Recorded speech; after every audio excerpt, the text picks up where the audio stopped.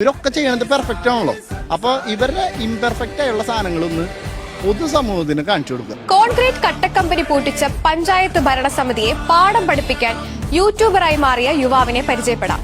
പഞ്ചായത്തിന്റെ ഓരോ വീഴ്ചകൾ വീഡിയോ ആയി നവമാധ്യമങ്ങളിൽ പോസ്റ്റ് ചെയ്തതോടെ യുവാവ് നാട്ടിൽ സ്റ്റാറായി മാറി.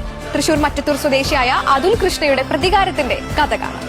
ഞാൻ 2022 ഞങ്ങൾ ഒരു കൺസ്ട്രക്ഷൻ കമ്പനിയാണ്. അപ്പൊ ഒരു വർഷത്തിൽ തന്നെ നമ്മളൊരു 25,000-50,000 ഇടയിൽ കട്ടകൾ നമ്മൾ പുറത്തുനിന്ന് വാങ്ങുന്നുണ്ട്.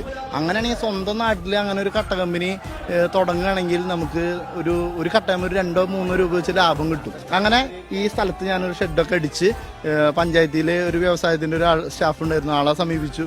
അപ്പൊ KSIFT എന്ന് പറഞ്ഞൊരു സംവിധാനം ഉണ്ട്. 3 വർഷത്തേക്ക് പിന്നെ വേറെ ലൈസൻസ് ഒന്നും വേണ്ടെന്ന് പറഞ്ഞ് ഞാൻ ഈ കട്ട കമ്പനി സ്റ്റാർട്ട് ചെയ്യാണ്. അപ്പോൾ എനിക്ക് ഏകദേശം മുടക്കുമുതൽ എന്ന് പറഞ്ഞൊരു 9 ലക്ഷം രൂപ ഇൻവെസ്റ്റ്മെന്റ് വന്നു. അത്യാവശ്യം കുഴപ്പമില്ലാത്ത രീതിയിൽ ഒരു ദിവസം ഒരു 1500 കട്ടയൊക്കെ പ്രൊഡക്ഷൻ തുടങ്ങി. അങ്ങനെ തുടങ്ങി 13ാമത്തെ ദിവസം പഞ്ചായത്തുകാർ വന്നിട്ട് ഇപ്പം എന്നെ അടച്ചു പൂട്ടണം, സ്റ്റോപ്പ് മമ്മിയാണ് എന്ന് പറഞ്ഞ് നമ്മുടെ അടുത്ത് വളരെ മോശമായിട്ട് രീതിയിലാണ് പറഞ്ഞത്. അപ്പോൾ ഇവരൊക്കെ നമ്മൾ ഒരു സംരംഭകനെ കാണുന്നത് സാധാരണക്കാരനായിട്ടല്ല, നമ്മൾ ഭയങ്കര പൈസ ഉള്ള ആൾക്കാരെ പോലെയാണ് നമ്മൾ. ഞാനെന്താ വെച്ചാൽ സാധാരണ ഒരു കുടുംബത്തിൽ നിന്ന് വന്നാണ്. എൻ്റെ 27ാമത്തെ വയസ്സിൽ ഞാൻ തുടങ്ങിയ ഒരു പരിപാടിയാണ്.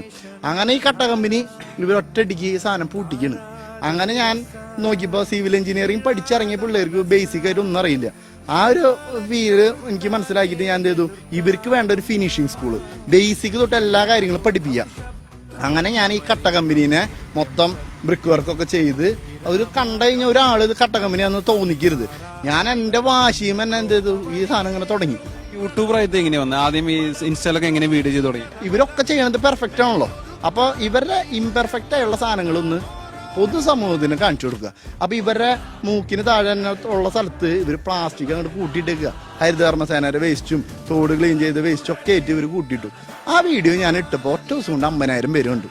പിന്നെ അത് 1 ലക്ഷം ആളായി. പിന്നെ ഈ വീഡിയോ ഇടുമ്പോഴേക്കും ഭയങ്കര സപ്പോർട്ടായി. എൻ്റെ ഈ നാട്ടുകാര് ഞാൻ ഈ പ്രതികരിച്ചപ്പോഴാണ് ആൾക്കാർക്ക് കമന്റ് അടിക്കാൻ പേടിയാ. ഇവര് ആ കമന്റ് വാച്ച് ചെയ്യുന്നുണ്ട്.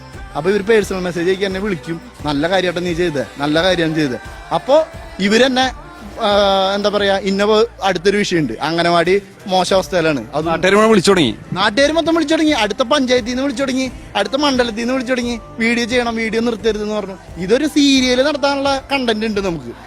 ഈ ഒരു നോട്ടീസാണ് പഞ്ചായത്ത് കട്ടക്കമ്പനി പൂട്ടാൻ വേണ്ടി കൊടുത്ത നോട്ടീസ്. ആ നോട്ടീസ് ഇങ്ങനെ ചില്ലിട്ട് സൂക്ഷിച്ചിരിക്കുകയാണ്. ഓരോ ദിവസം ഇത് വായിക്കുമ്പോൾ പോസിറ്റീവ്. രാവിലെ വന്നു കഴിഞ്ഞാൽ ഫസ്റ്റ് ഞാൻ കാണുന്നതാണ്. അപ്പൊ നമുക്ക് എന്തൊക്കെ ഒരു മൂഡ് ഉണ്ടെങ്കിലും ഒരു പോസിറ്റീവ് വൈബിലേക്ക് മാറും. അപ്പൊ അതുലിനെ പോലെ പ്രതികരണ ശേഷി ഉള്ള ആളുകൾ ഇനിയും ഉണ്ട്, ഈ സമൂഹത്തിലുണ്ട് എന്നുള്ളതാണ്. അപ്പൊ അതുലിന്റെ പ്രതികാരം തുടരട്ടെ.